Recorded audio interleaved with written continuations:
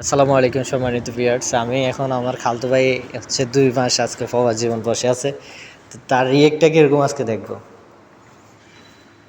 এই কি অবস্থা খালতো ভাই, কেমন আছিস? আলহামদুলিল্লাহ ভালো। কি অবস্থা তোমার? এই তো ভালো। কি করো রে?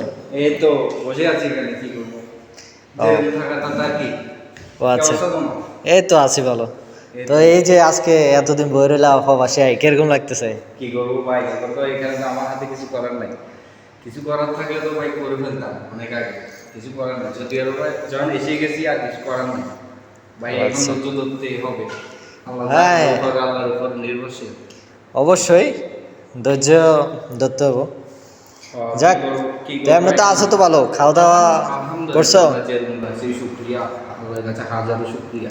অনেক ভালো আছি আল্লাহর ও রহমতে। তা সৌদি আরবে আছি, খুব ভালো লাগতেছে, কিন্তু হয়তো একটু ফ্যামিলির রিয়াকশন কিরকম? না ফ্যামিলি থেকে এত চাপ দিচ্ছে না, কিন্তু এখন একটু ডিপ্রেশনে আছি একটু। Family depression? থেকে বলছে মোটামুটি তুমি টেনশন কম একটু করো, এগুলো বলছে আর কি। ডিপ্রেশন ও একটু কম আচ্ছা, দিচ্ছে, কিন্তু আবার একটা টেনশন আছে যে আলহামদুলিল্লাহ আমরা যে দোকানে বেশি আসছি, দোকানে এখন আসি ভালো লাগতেছে। হয়তো আমরা আজকে 2 মাস 7 দিন বসে আছি, একটু খারাপ লাগতেছে। ঠিক হয়ে যাবে আল্লাহর রহমতে, সব কিছু ও ঠিক আচ্ছা। হয়ে যাবে। তো যাই আল্লাহ হোক, ভরসা, আল্লাহ থাকো, ভরসা। বসে থাকো, ঠিক আছে। আচ্ছা ঠিক আছে, তো আবারও আসবো আলহামদুলিল্লাহ। ইনশাল্লাহ। আসি। ওকে। দেখেন, আমি যার কাছে আসছিলাম উনি হচ্ছে আজকে 2 মাস যাবত হচ্ছে বসে আছে। এর দোকানটা একদম কমপ্লিট, সব কিছু কমপ্লিট, কিন্তু কাগজের জন্য এখনো দোকানটা চালু হচ্ছে না। তো আশা করি খুব শীঘ্রই মনে হয় চালু হতে যাচ্ছে এই কালহান বার্গারটা। আর সবচেয়ে বড় কথা হচ্ছে, যারাই প্রবাসে আসতেছেন, আপনার যেমন আমি একটু আগে যার সাথে কথা বলছিলাম, উনি বলছে ওনার ফ্যামিলি থেকে ওনাকে যথেষ্ট পরিমাণ সাপোর্ট দিচ্ছে। তো আসলে ফ্যামিলি থেকে সাপোর্টটা হচ্ছে সবচেয়ে বড় কথা।